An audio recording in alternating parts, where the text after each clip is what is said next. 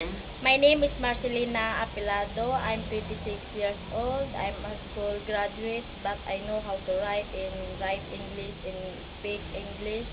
I'm a single mother. I have two kids. The one is 7 years old, then my last child is 5 years old. And then my province is Asin, Sublay, Benguet.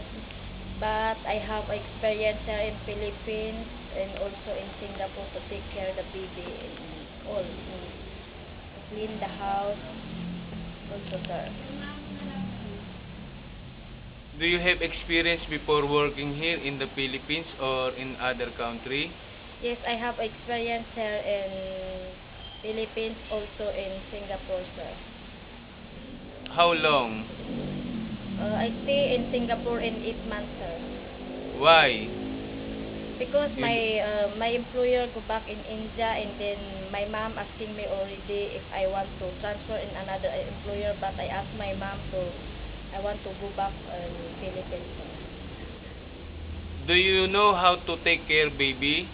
Yes, sir. I know how to take care of baby because I have kids also. And before I take care of my kids, and after that, and I work because I have two kids, and that is right now is maybe 5 years old, and then the one is 7 years old. How old is the baby you took care? Who is I take care the one is the newborn baby, the kid of my employer, sir. Do you like to take care newborn baby? Yes, sir. Can, sir. Do you know how to take care elder people? Yes, sir. I know how to take care the elder people, sir. How old is the elder people? The elder people is I take care is the 69 years old, the mother of my employer, sir. Do you willing to help elder people take a bath? Yes, sir. Can, sir. Can you wash a car? Yes, sir. I know how to car the car wash, sir.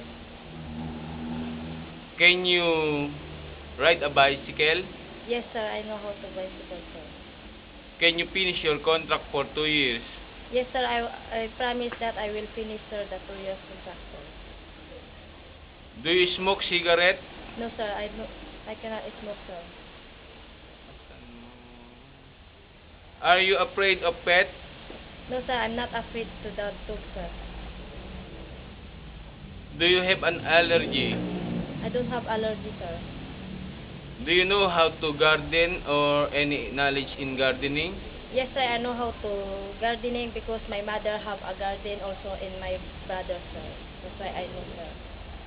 Can you promise not to bring friends inside the house or any place near to the house? Yes, sir. I will follow the schedule of my employer what he wants me to do, sir. Now, why do you want to work in other country? Explain why.